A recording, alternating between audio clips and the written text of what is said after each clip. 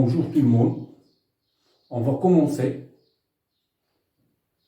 l'exercice sur les adjectifs qualificatifs. Bon, maintenant je vais lire le texte. L'homme effrayé. Près de mon petit jardin, un homme de taille moyenne, d'une tête ronde, d'un visage sillonné paraît triste. Il marche péniblement d'un pas lent, sombre, ses yeux enfoncés reflètent sa misère et sa peine. Et sa peine, cet homme qui traîne 6 pieds est vraiment les livres. Bon, la première question, relevez les adjectifs qualificatifs du texte. Vous allez faire sortir les adjectifs qualificatifs qui se trouvent dans le texte. Premièrement, classez-les dans le tableau ci-dessous, c'est-à-dire classez-les dans le tableau qui est devant vous. Je vous souhaite bon courage. On se rencontrera dans la phase de la correction.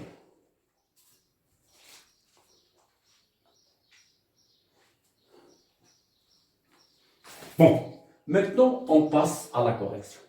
La première chose que je vais faire, je vais souligner les adjectifs qualificatifs. Bon, l'homme effrayé. Je commence par le titre. J'ai essayé effrayé. Je vais souligner effrayé. Près de mon petit jardin. Petit. Un homme de taille moyenne. Comment la taille de cet homme? Il a une taille moyenne. Bon, si je ne sais pas comment je peux extraire l'adjectif qualificatif, je peux poser la question comment? D'une tête ronde. Voilà. Rond et qualifie la forme de la tête. D'un visage sillonné. Sillonné. Le visage sillonné, c'est-à-dire ridé. Paraît triste. Il marche péniblement d'un pas lent. L'état de pas lent. Sombre, c'est-à-dire triste. Ses yeux enfoncés. Oui, comment sont ses yeux? Ses yeux sont enfoncés, entrés à l'intérieur de son corps. Reflète sa misère. Reflète sa misère et sa peine. Misère et peine, c'est un nom. Bon, cet homme qui traîne ses pieds est vraiment, comment il est vraiment, il est libre. Maintenant, voilà, je vais écrire les adjectifs que j'ai fait sortir de mon texte. Donc, j'ai effrayé, j'ai petit, et j'ai encore moyen. Comment est la taille moyenne? J'ai encore rond, sillonné,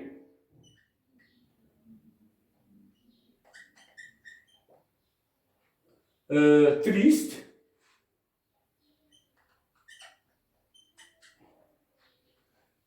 lent, sombre, enfoncé,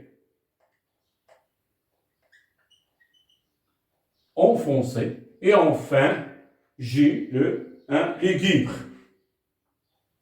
Lugubre, ça veut dire triste, sombre et dans un état qui est très, très triste. Voilà. Maintenant, la deuxième question, qu'est-ce qu'il dit? Classer ces adjectifs dans le tableau ci-dessus. Bon, je vais voir. L'homme effrayé, l'adjectif à côté de nom qu'il qualifie ou bien qu'il précise, c'est-à-dire il nous donne comment est l'homme effrayé. Donc, il n'y a pas un verbe qui sépare entre les deux. Donc, c'est un adjectif épété. Je vais écrire ici, effrayé. Voilà. L'homme effrayé. Bon, voilà. Il ne faut pas oublier le titre. Près de mon petit jardin. Petit à côté du jardin. Donc, épété. Jardin. Un homme de taille moyenne. La taille, voilà, le mot moyenne précise comment est la taille. Il n'y a pas un mot qui sépare entre les deux. Donc, on peut dire que c'est épithète, moyenne. D'une tête ronde. Comment est la tête? Elle est ronde. Donc, ronde.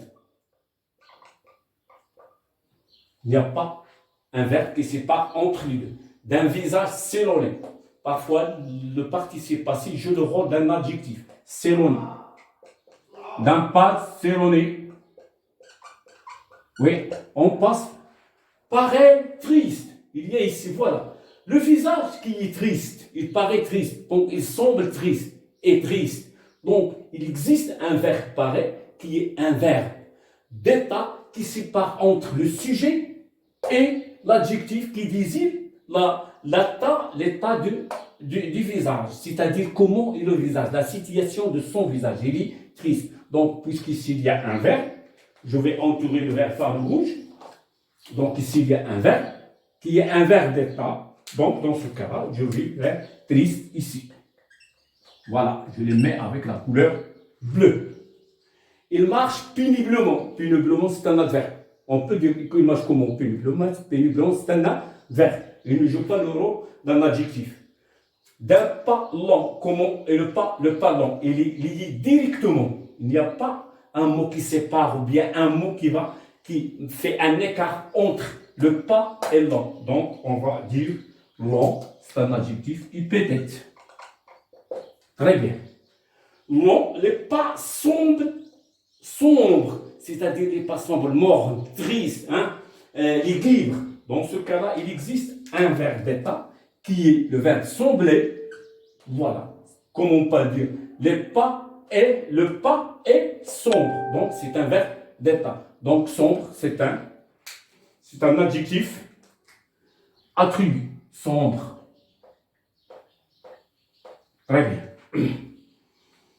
Les yeux enfoncés. Voilà, ici, nous avons les yeux pluriels enfoncés au pluriel. Donc, il y a un accord entre le verbe et entre l'adjectif et son sujet. Donc, il n'y a pas un verbe qui sépare entre les deux. Donc, c'est un adjectif épété. Enfoncé. Enfoncé, dans ce cas-là, c'est comme on peut dire, il joue comme le rôle d'un participe passé. Mais c'est un adjectif, oui. Bon, reflète sa misère, c'est un nom, et sa peine, c'est-à-dire ses douleurs.